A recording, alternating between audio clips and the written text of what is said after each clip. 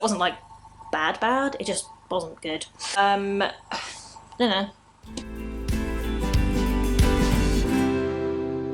Hi everyone, welcome back to my channel. I hope you're all doing really well. As you can probably tell from the title of this video, today we're doing an unhauling.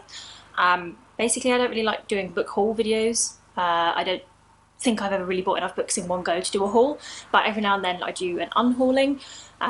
Pretty self-explanatory, just select a load of books that I either haven't read, didn't enjoy, am not likely to read, or maybe I quite liked but I'll never read again, and then take them to a charity shop and try my hardest not to buy more whilst I'm there. So I think I've got around 20 books to get rid of. There's a bit of a mixture. I think pretty much all of them are fiction. I don't really have any non-fiction to get rid of. So, first book I'm getting rid of is Vox by Christina Dolce. I know this was really, really popular when it first came out. I think that it's been compared to like Margaret Atwood, which is fine. And this is, I think every time I've done one of these videos, I've thought about not getting rid of this. And I've kept hold of it, but I have also kept hold of it for a good 3 years and have never thought about reading it. So it's time for this one to go. The second book I'm going to get rid of is kind of a cool book, and I am definitely going to get rid of it. I've kind of dabbled in it. I haven't read the whole thing, but it is non-fiction. I lied. It is non-fiction, sort of. And that is Danse Macabre by Stephen King. I don't know. Bits of it are really interesting. It's just a bit too big, and I don't really feel that inclined to pick it up, so it's probably going. I've got another Stephen King one. Yeah, I don't know, this is probably like a reasonably normal opinion to have. I feel like Stephen King is really, really hit and miss for me. I think if I read 10 of his novels, I'll maybe really enjoy 3 or 4, and then the others are just a bit nothingy for me. This one is exactly that. I don't really know that this got reviewed that well. I don't think it was particularly popular, but it is Joyland by Stephen King. It's one of the hard case crime novels. I found it boring, to be totally honest. Yeah, definitely not one of my favourites. I'm definitely not going to pick it up again. It wasn't bad. It just, you know, I'm not going to reread it, so someone else can have it. Next up is a book that I have read, and I actually really did enjoy it. And I think at the time I read this one and then felt like, oh, I'm going to have to get the whole series and then read the whole thing, and then I never did, and then I just sort of lost steam and didn't bother picking up any of the others, and I read this years ago. So yeah, this one can go. I'm sure someone else will enjoy this as well. So this is the novel Killing Eve, codenamed Villanelle. I actually quite liked it. I know that the reviews are pretty mixed about it, especially if you'd watched Killing Eve first. I did watch Killing Eve first. I think the novel is actually just called codenamed Villanelle, and then they like tweaked it a bit to fit the show more. But the show is very, very different to the novel. The novel is, I actually quite like it. It kind of focused more on Villanelle's like fashion, a bit bizarre, but it had lots of like fashion imagery and the idea of being like really shallow as well as an assassin. But yeah, I don't think that the book was what people were expecting when they watched the show and then they came to read this, so it's got really mixed reviews. I did quite like it. I'm never going to read it again. I'm definitely not going to read the rest of the series. I actually didn't finish the TV show either, and I don't think I will. Next up is a book that I really, really wanted to like. So I think this was during lockdown, the first lockdown, so back in 2020. A couple of booktubers that I watched, Book Browsing Blog and Spoopy Hole, started a book club. It was all for dystopias, which was very cool. That's a big chunk of what I read. And this was one of the books that was from their book club, and I really thought I was going to like it, and it was really expensive, and it looks really cool. So I've kind of been reluctant to get rid of it because it does look very cool. It's just really not my bag, and that is Docile by K.M. Spara. I get it. I think I get the hype for it. I did really, really want to like it. I think I got about halfway through, and it was just not something I was enjoying. I think if you've read it, then maybe you understand where I'm coming from. Yeah, it looks cool. I love the cover, and I did really like the concept of it, but it was not for me. Next up we have another book that was really, really popular, and I'm sure it's actually really good. I just never bothered reading it, and now I can't be bothered because I've got too many other books that are on my TBR that I actually really, really want to read, and that is 13 by Steve Kavanagh. I heard a lot of things about this. I know a lot of people really, really rate Steve Kavanagh, and I'm sure he's great. I just don't think I'm gonna read it. I've got too much other stuff to read. Even though the line on the front is really interesting. The serial killer isn't on trial. He's on the jury. Maybe I can still read this one. No, this is going. Next up is another one that I really thought I would like, and I can't say I didn't like it because I didn't finish it. I only read around 100 pages of it and it just didn't grip me. That is The Goldfinch by Donna Tartt. I really like Secret History. You know, who doesn't like a bit of dark academia? So obviously this was recommended to me heavily after I finished that book. So I bought this straight away, but I think I was so tired from reading The Secret History, because even though it's one of my favourite novels, it's pretty dense and quite heavy. I was so tired from reading that I just didn't have the energy to read this, and I wasn't in the right space. I still can't be bothered to read it. It's huge. I've got too much other stuff on my TBR, and I kind of figure you see this one in charity shops a lot. So if I get rid of this in a couple of years' time, I'm like, oh, I really wish I kept it. I'll just go to Oxfam and buy it back. So yeah, this one's going. Next up is another book that I think is quite popular. Probably quite divisive, just getting rid of this one. I read this. I got it in one of the Abominable Book Club book boxes a while back. I read it. I didn't dislike it. I just didn't really like it either. I think I didn't get the hype. Other people seem to absolutely adore this thing. It's just not, it didn't do it for me, and that is My Heart is a Chainsaw by Stephen Graham Jones. I didn't like the writing style. I found it really hard to actually enjoy the story because I was so het up on the writing style, which doesn't normally bother me. Normally I'm alright at kind of switching off bits of a writing style that I don't like, but I couldn't do it for this and I didn't enjoy it at all. I think I still rated it maybe like a 2.5 star, so it wasn't like bad, it just wasn't good either.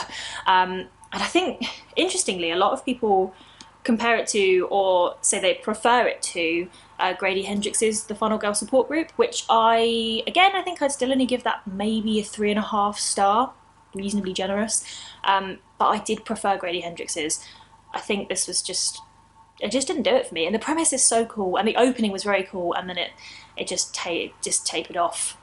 It was like the first half of the book really got me, and I was really into it, and then the second half just didn't. And that's like the worst way around for that to be, because whatever you kind of remember as most recent is going to be your most recent thought of a book, if that makes sense. So yeah, at least if it was bad at the beginning but it got better and it ended strong, at least I'm going to remember that strong ending. Whereas for me, it was the other way around.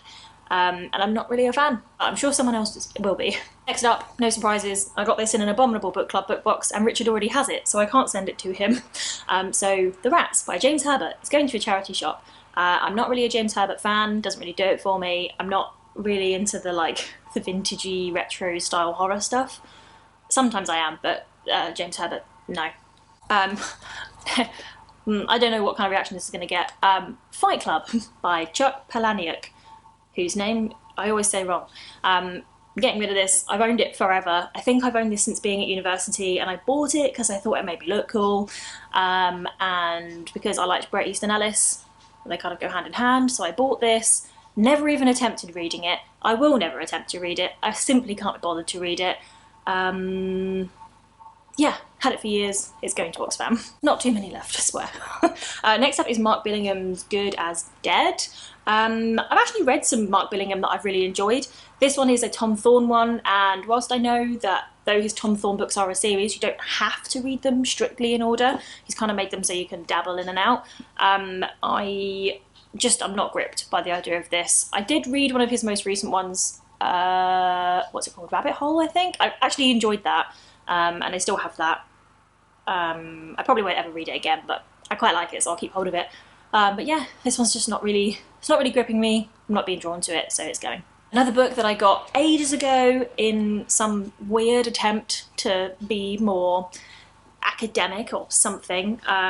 Charles Dickens, Great Expectations. I'm not going to read this. No, I'm not going to read this. This is going.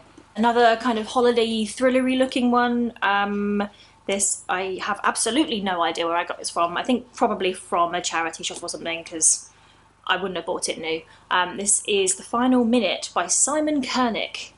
Loads of these thrillery ones are blurbed by Lee Child. I don't really like Lee Child that much, so I don't really take that as a huge positive. But this just looks like a proper cookie cutter thriller, which sometimes, you know, hold my hands up, big into a cookie cutter thriller. We love a literary packet of crisps, but this one's just, it's not drawing me in. If this was a crisp flavour, it would be roast chicken, which is the worst crisp flavour because it doesn't taste like anything apart from weird yellow dust. That's really mean, I've not even read it. It's just not drawing me in. This one, not gonna give too much of an intro to. It's the Silkworm by Robert Galbraith. I'm not really into this kind of thing anymore, so that's gone. Fun fact, this book is actually one of the only reasons I kept this for this long, is because in our old flat, our, like, part of the headboard of our bed broke, and this was holding it up. So it was good for that. So this one I'm pretty sure I bought at the same time as Fight Club. I think this was when HMV, anyone in the UK, when HMV started selling books, and they were all the, like, oh, I don't even know what to group them together as, but, like, you know, the Bret Easton Ellis and the Chuck Palahniuk and the Irvine Welsh. I didn't really know anything about Irvine Welsh. I just bought this because I liked the cover and because I'd heard of the author and thought it made me look clever. Only if there is one... Oh my god, I found my library card! Oh, that's how that went. I'm glad I found that before I gave this to Oxfam. Yeah, if there's one thing I can't really do as a reader, I'm not good at reading things that are written in an accent. So if I'd have taken the time in the shop to even open up to the first page of this, I probably would have quite quickly seen a lot of it, as in pretty much most of it, is written in an accent, and it's not for me. But I did find my library card, so that's good. This book is another one that came in the Abominable Book Club. I really, really, really wanted to like this book. I thought I was going to love it. I saw the cover around a lot on Instagram before we got it in the box, so I was really excited to find it. It was bad. Really, really bad. I liked the way it was written. I liked the author's style of writing, which makes me think I would try something again by Cassandra Khaw in the future. But Nothing But Blackened Teeth was sort of, to me, quite a half-baked idea. It was very short, but also kind of too long at the same time, which is fun. I did like some of the imagery. I definitely liked some of the mythology in it. But aside from that, it didn't do it for me at all. I thought it was pretty naff, actually, unfortunately. And the American cover's better than our one, though this is still cool. This book is another one that I've done this kind of video a couple of times, and every time I've done it, I've picked up this book and thought, maybe one day I will actually finish this book, and maybe I'll really like it, because I love the concept of it. But no, I've never picked it up since the first time I tried to read it, and that is J.G. Ballard's High Rise. The opening of this book is what made me buy it, because it's amazing. But, wait, where's the first page? Honestly, the opening is one of the most amazing openings to a novel. Like, the first sentence. Later, as he sat on his balcony eating the dog, Dr. Robert Lang reflected on the unusual events that had taken place within this huge apartment building during the previous 3 months. I read that sentence and I was like, take my money, this sounds like fun. Literally, from that line onwards, nothing fun happens. It's not good. I really wanted it to be good. It wasn't. I'm sad it wasn't good, and I'm finally going to let it go. Last few, I promise. This is another one that came in the Abominable Book Club book box. This is Alarums by Richard Lehman. The only reason I'm getting rid of this is because I just don't think I'm going to get round to reading it. It's actually nothing against the book. I haven't tried to read it. I just don't think I'm going to get round to reading it, and as we now live in a flat that's considerably smaller than where we lived before, I've got a lot less room for books, so no room for this one. The penultimate book I'm getting rid of is another thriller, which I did read, and I think I quite liked it. I just wasn't, like, blown away by it. And that is Force of Nature by Jane Harper. This was firmly okay. I enjoy the sprayed edges. I do think that thrillers set in Australia went through like a trendy phase, which was cool. I quite liked the stuff set in Australia. I think I've still got a couple left actually that I haven't read that are set in Australia. But this one was just a bit boring and pretty predictable, to be honest. Edges are cool though. It looks like you've eaten a whole load of like Wotsits or Cheetos and then got them all over the pages. Last but not least, this is a book that I really wanted to love, by an author that I really wish was slightly more consistent. This is Jeff Vandermeer's Dead Astronauts, and the cover is so cool. And if our bookshelves were bigger, I'd keep it purely for the cover because I think the artwork is awesome. But unfortunately, this book was weird, but not in like a good way weird. It was winding, meandering, doesn't have much of a storyline. The prose was very pretty. They're always very pretty because it's Jeff Vandermeer. But whenever I read something of Jeff Vandermeer now, I want something as good as Annihilation, and it never is. So I need to stop being drawn in by Jeff Vandermeer, because he actually just doesn't do it for me. My little pile of books to take to the charity shop. Now comes the part where I go to Oxfam and try really hard not to buy a load of books. Hi again. I feel like I needed the like boomy narrator voice over the top of that tiny clip to say she was lying and she did buy books. She did buy only 4 though, and I'd like to justify all of them. So the tiniest of little book hauls, because the whole point of this video is to not promote buying a load of stuff. But it was from Oxfam, so you know, given to charity, that's fine. I got a couple of Agatha Christie novels, interestingly. So ever since reading the Decagon House Murders in February, I think it was February, yeah, I've wanted to read And Then There Were None by Agatha Christie, because that is what that book is based on. So I've been on the lookout for that, and I'm still yet to find it. However, I did find The Mousetrap by Agatha Christie, which I haven't read, and it's apparently pretty good, and it's really short. I also picked up Death on the Nile by Agatha Christie, because it looks cool and I like the film, and the covers matched and they're quite cute, so I thought I'd just grab them. And I also really randomly got a couple of cookbooks because I don't know if it's just getting older, but I'm kind of sick of looking up recipes on the internet for free. I like the idea of having a book and like going through it and like post-it noting the things I want to try. So I really randomly got this,